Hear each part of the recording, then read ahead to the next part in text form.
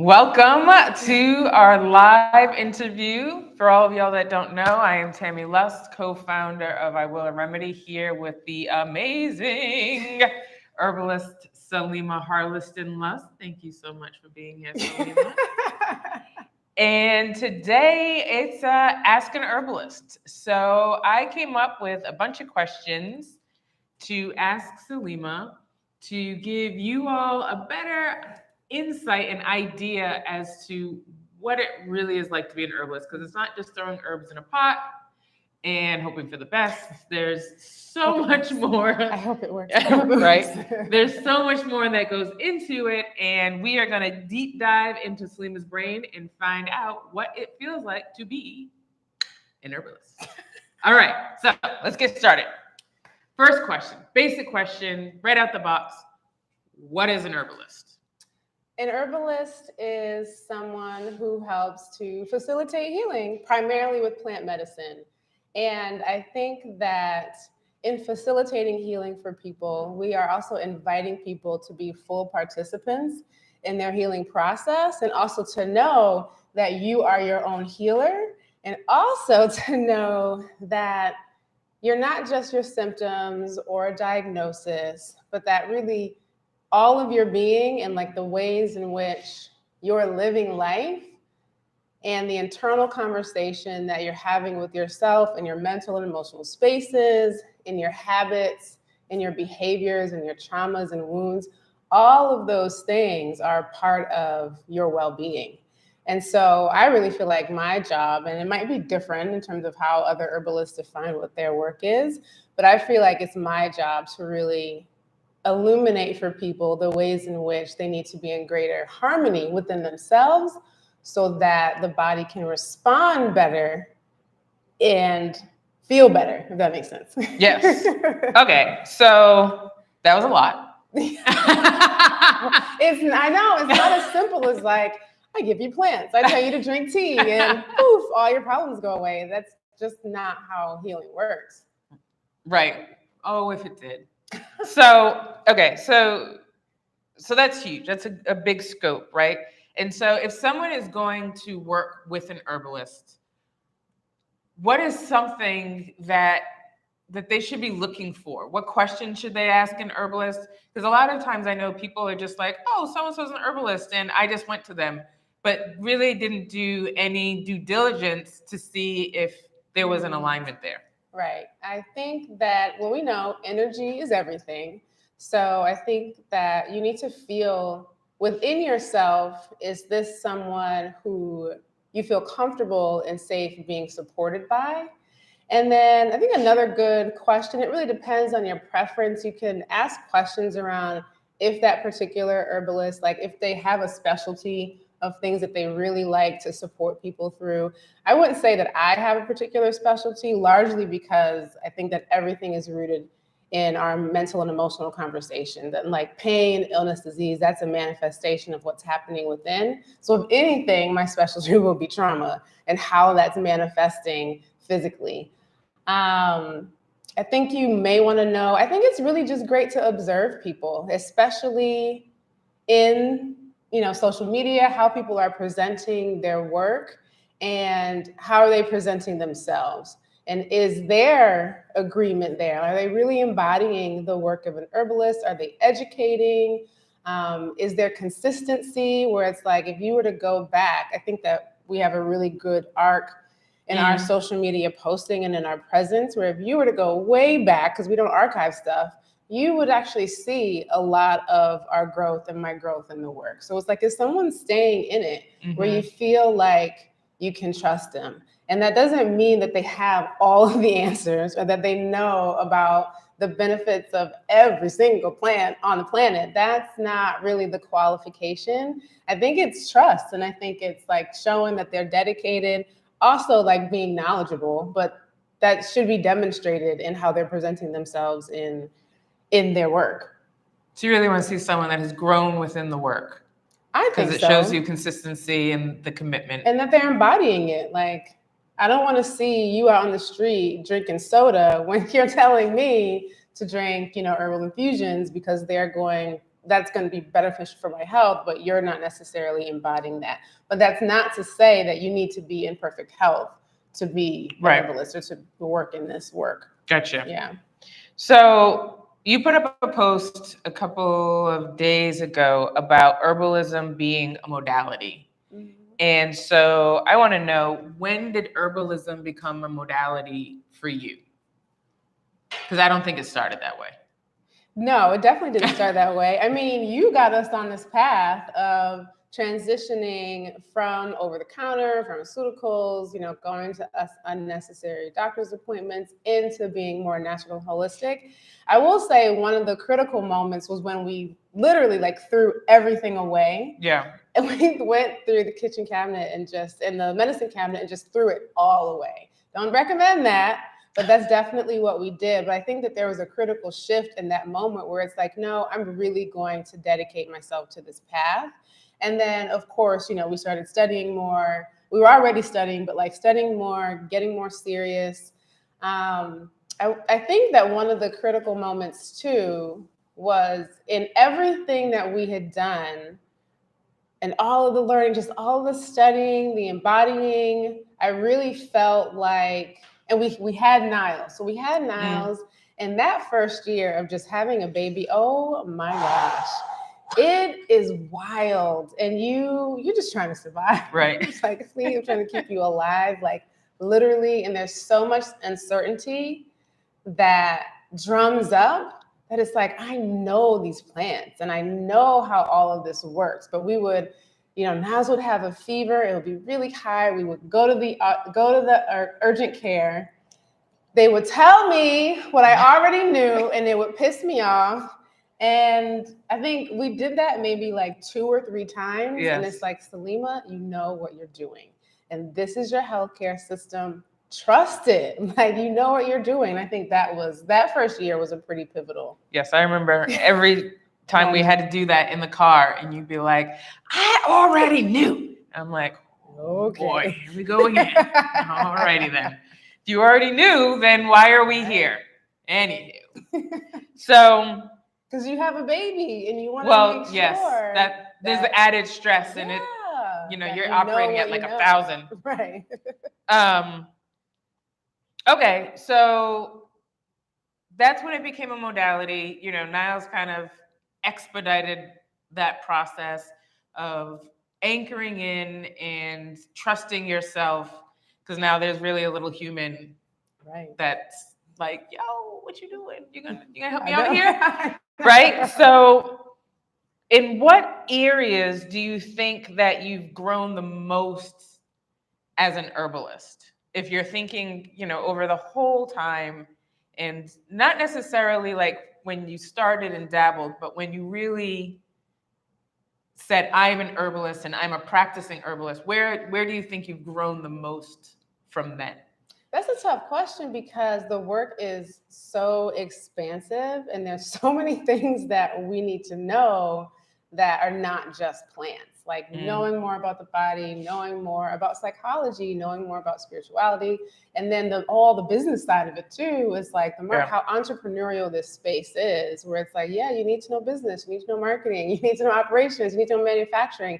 There's so much that it's hard to narrow down what is the actual role of the herbalist, right? When you have to do all these other things just to be an herbalist. But I will say a really strong point has been formulary. Yeah. Has been formulary where I've gotten more precise. I think that a lot of people, when we're starting out in the work, and when you're learning in the beginning about so many different plants, you're not really understanding the nuances. It's kind of just memorization and and it's still a little bit of well, this plant is good for this and this is good for this. And it's putting them in these very narrow boxes when they're so multifaceted and there's so many different ways that a single plant can support us. And so I think in the beginning, you do kind of just throw a whole bunch in a pot, cross your fingers, hope for the best that it works. And as I matured in the work, I work with less plants. And my formulation is more precise, more intentional, and therefore more accurate. That's great. Yeah, and I can see that as having a front row seat to this amazing show that I mean, your unquenchable thirst for knowledge is Oh, fascinating. that's good. I mean, depending on the day, right? But I mean, y'all, she is in a book Yeah. all the time. We'll be in the car, she'll be in a book. We'll be at a family event, she has a book just in case there's a lull in the family event. She'll pull out her book. And I think that really speaks to how dedicated you are to the work and how dedicated you are to growing in the work. And so, my next question is with talking about formulary, do you think that there is like one plant that everyone should be taking? And I ask this because so many people ask this question. What's just the one plant? Is there one plant that everyone in the world would benefit from, no matter what? That's such a blanket question. What? Oh my goodness. There's so many that come to mind. But then I also think about how nature has supported us in many ways. Like herbalism can support everyone in some capacity. But I also think about how there seem to be so many plants that support our nervous systems. And that's for good reason. That is for good reason, because that's like at the crux of how we respond to life has so much to do with the nervous system state that we're in.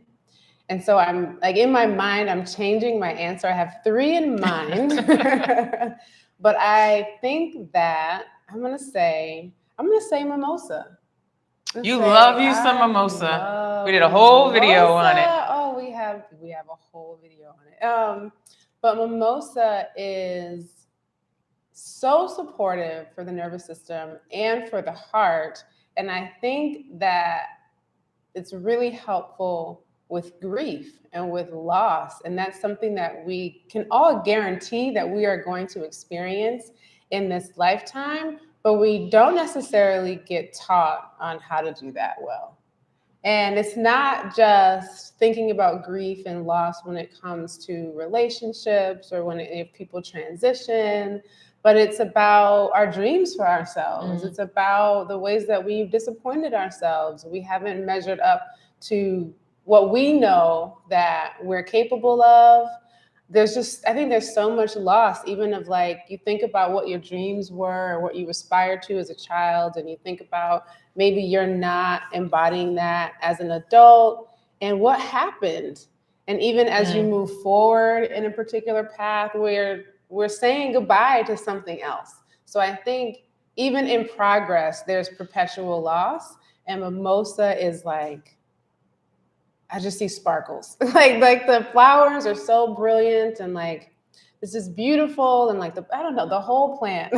Yeah, you love you some mimosa. I love mimosa, and the fact that it grows so abundantly here and in other parts of the United States and other places, I think that's a signal, right? Like that's a signal that that's something that we collectively need. Even just thinking about the foundation of the United States of America. Like there's so much loss on this land that's not acknowledged. There's so much pain. And so there's a reason why mimosa is so abundant. Word. So we talked briefly about Niles, and for those who don't know, Niles is our 8-year-old son, and how that really was the catalyst of stepping fully into the work. But how have you changed as an herbalist since having a family to take care of? Oh my goodness, how have I changed? Or have you? That's a good question. Like obviously in an 8-year period, there's been a lot of change. Trying to put it in the bucket of like, as an herbalist, I think that's more challenging. Because there's perpetual progression in the work, and maybe it's just like deepening into trust. trust in the work. Of course, like there's trust in the plants, but there's always like, there's that element of, am I doing the right thing, right? Like nobody, this is not an area in which you want to take lightly. You don't want to give the wrong thing, even though that happens, right?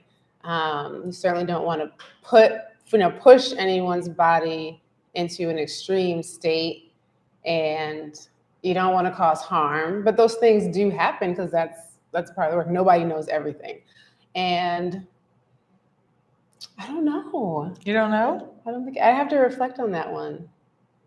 What do you observe? It's been 8 years. Like, I mean, it's been 8 years, but I would say as in regards to it with a family unit, you have two people that you get to test things on. well, yeah, that's a given. I mean, that's a given. The first people who try anything are going to be the two. You open your mouth. Right. That's all the time. And I think that in order to do that for the ones that you love and cherish the most, Yeah. to me, that shows how much you've grown in the work in terms of self-reliance, understanding. Because if you don't, I mean, there are plenty of herbs that have sat on the counter for months that are supposed to be for me, and Selima's like, nope, we got to wait because I'm not sure yet. Right. And so to me, that shows how much you've grown in the work because you've put that pause in. That you're like, I need to learn more. I need to understand this on a deeper level. I need to be able to explain it so that I know it before I go and give it to me, to Niles, or to anyone else in the world. Yeah, I think that's a good point. Thank you for saying that. It's a great question. I just haven't had a chance to think about it. These are all rapid fire. But yes, responsibility in the work has definitely grown. Like even when we first started and we started our body care line, it was like, we made this for us. Yay, it works. We tested it. They said it works too. Boom, here you go. And there's a lot more distance between here's what we're trying at home and here's what I'm playing with and here's what I'm formulating to readiness for somebody else. And then sometimes there's not, right? Where it's like, I'm confident because I'm skilled, but also because like I trust spirit, I trust my intuition. That's like, oh yeah, this is what this person needs, and I know that, and it can create the shift. But yeah, there's definitely a lot more responsibility in the work, and even just limitations, like knowing your boundaries. Where there are certain conditions, I feel more confident now, but there are certain experiences that people are having health-wise, and I'm like, I know I'm not the best person for that, and I'm okay saying that and saying this is I'm not the one, but perhaps look here. I can point people to another direction. So, yeah, that's a good. Yeah, I think that shows real growth in the work personally when someone will pass. Right. And I think there's more education that I'm doing now too, because I know we talk a lot about how, we transitioned off of pharmaceuticals and unnecessary like prescriptions and over-the-counter medications, but there's a lot of nuance. Everything is gray. Right. Everything is gray. There is no black and white. And so I want to even be more responsible in that conversation where it's like, there's a balance, and you don't need, in our times, like you don't need to turn to a plant. Like if you've had an emergency, say you were in a car accident, say you've experienced a fire, like you want the morphine, like you want the very strong acting like pharmaceutical pain medication. And so I think there's really a balance that we can strike with that and how the two modalities can work together. And there's responsibility there and being able to educate. And so I want to do a better job at that. Okay. And is there a separation between you and your work as an herbalist, or saying I'm an herbalist, is that who you are? I don't think that's who I am. Like I know who I am outside of that.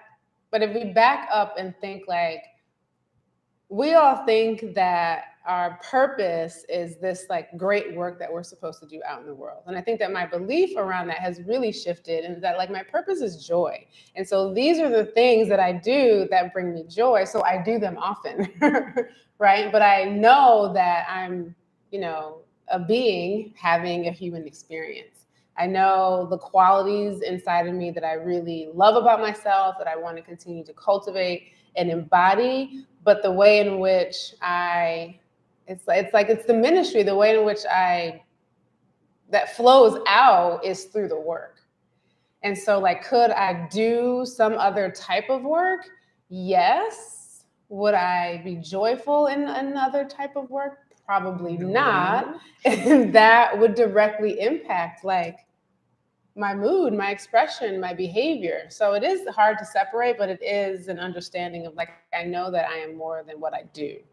But I love what I do, so I want to do more of what I do. And what I do helps me be more of myself. And I know, speaking of someone that lives with you, I love that, because there is not a day that goes by that there's not true laughter and joy in any space that you inhabit. And even when we're talking about the hardest of things, it's like, yeah. And maybe that's, the passion in me, but there's that knowing that it's like, we are here for a moment. These lifetimes, they feel so serious and so dire, and it feels like everything is urgent, but it's just not that serious. So let's have fun, even if we're talking about cancer, even if we're talking about somebody's transition. There is good and there is fun, and there can be light in those conversations. Right. And so I wanted to shift gears, because those were a lot of questions about you personally. And so I want to get an understanding of what you think about this work on a more global level, outside of just a personal experience. So for all of you who don't know, I have a background in technology. And so a lot of things that happen at Iwilla Remedy, she makes happen. Well, but we're very tech heavy, because that's my background. And so the question that always bubbles for me is, how does technology and herbalism work together? I know how they work together here.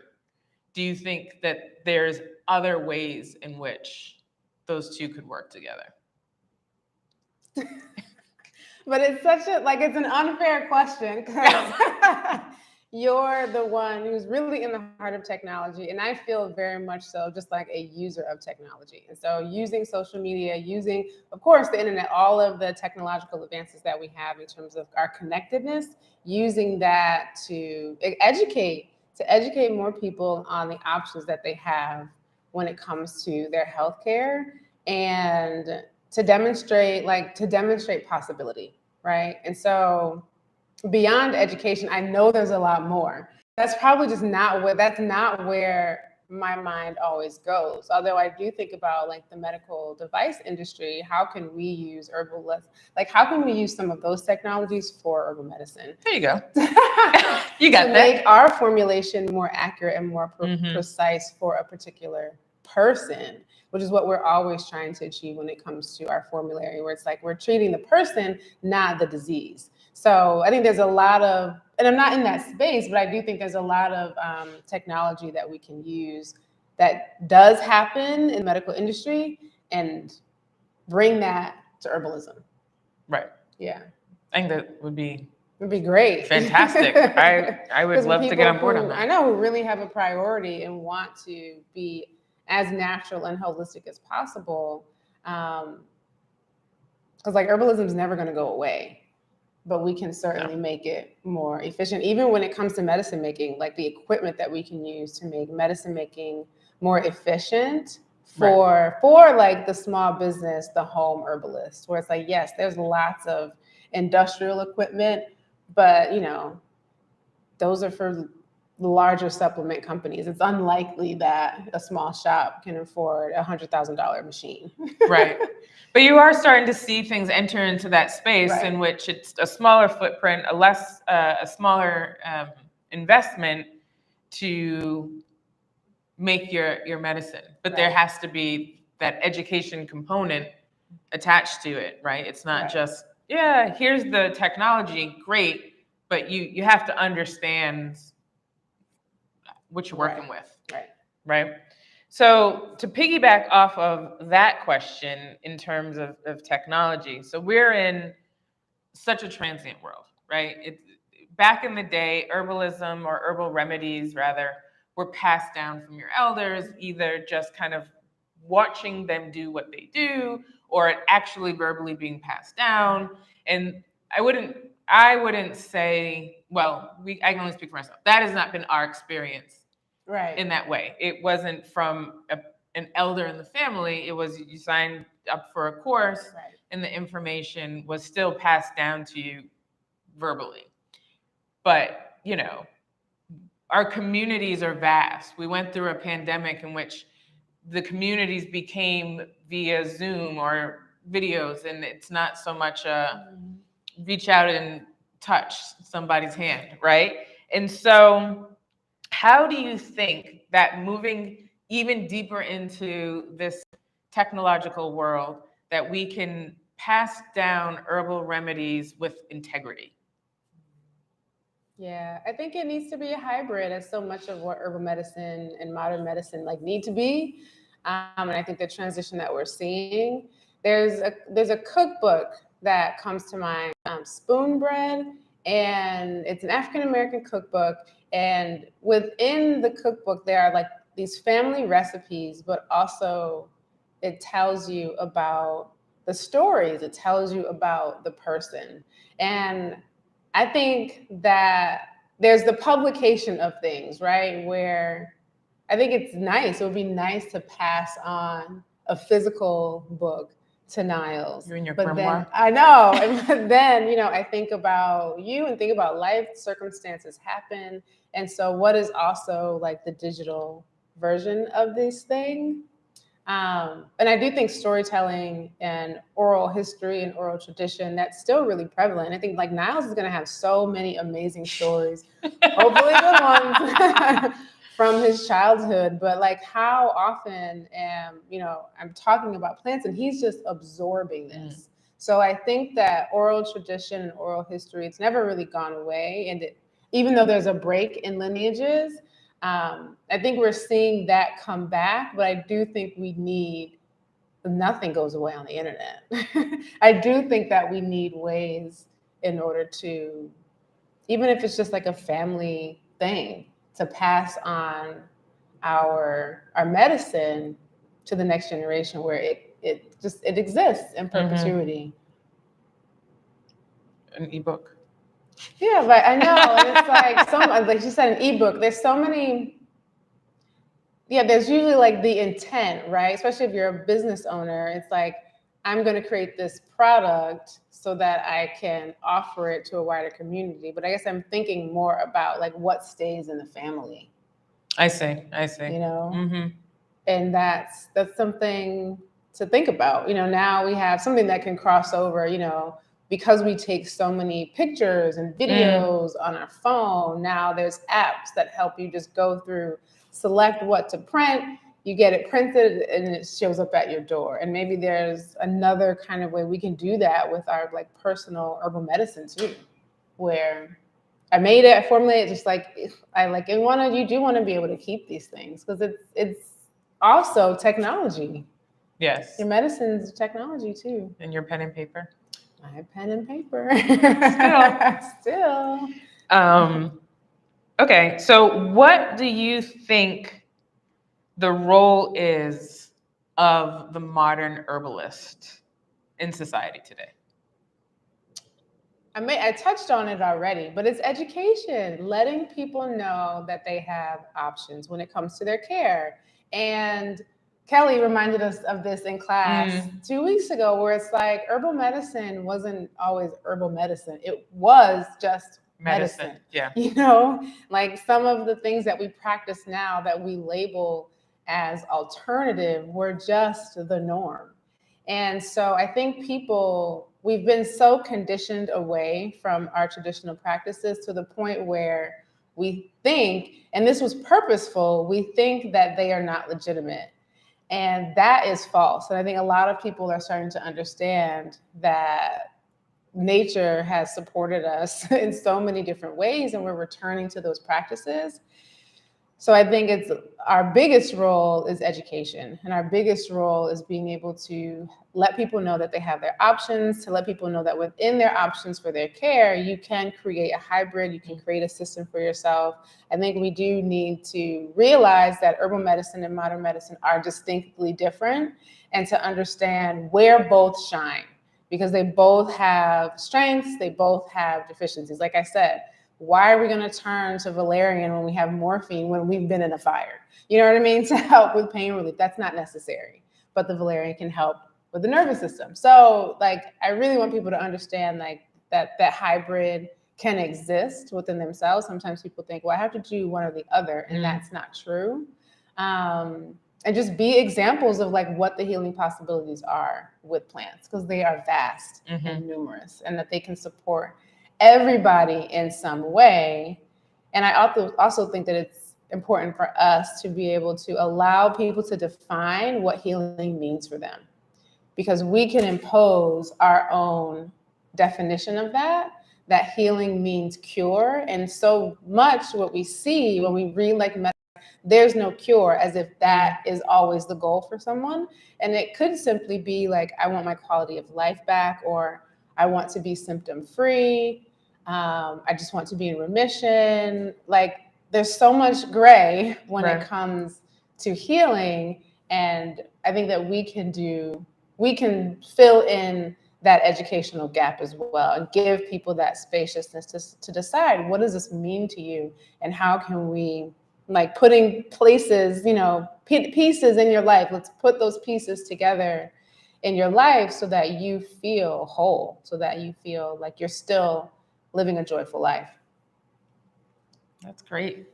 So we're gonna wrap this up.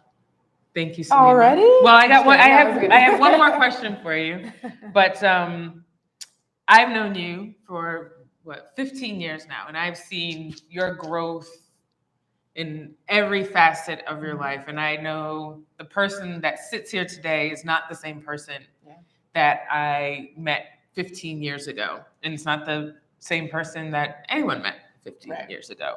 And so the one question that I ask, because this work is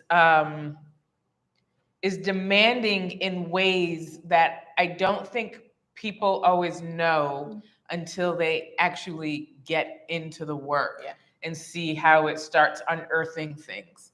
And the thing that I have seen unearth in you is a deep, deep well of compassion. And so what I want to know is, what do you attribute that to? Do you attribute it to working as an herbalist, or do you attribute it to the pre-work that had to happen in order to really show up the way you want in this work? Yeah, that's a good question.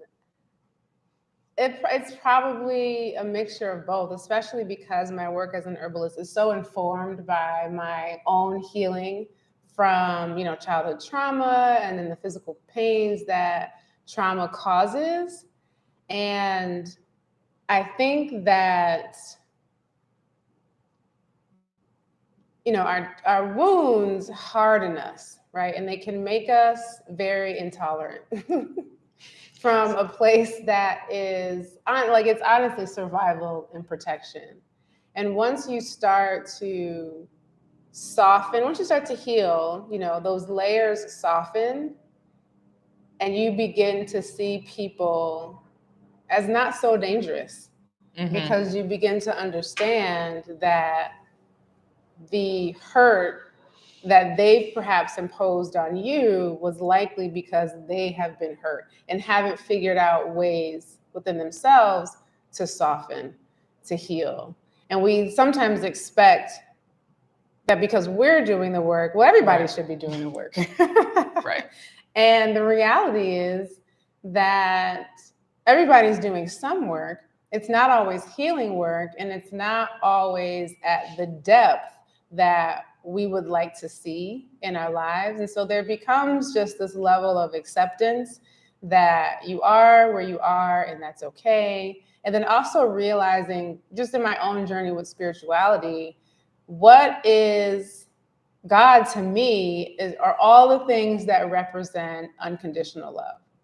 And so where someone is their perfect place, because there's no being in my belief system that's punishing us, that's demeaning us, that's saying that we're not good enough and that we need to do better, do more. There's always this full acceptance of who you are and where you are right now. And so I always think about that it's like, yes, in the judgment that I carry as a human being, because we all do, I would love for you to do better, right? Like, fuck, do better. But that's not my job. That's not my role. That's not my responsibility. And I couldn't force that shift or those shifts to happen, even if I wanted to. And so it's much easier. I don't say easier. I feel more ease when I sit back and I just try to just accept people for where they are, because that's what God is doing. And there's an and.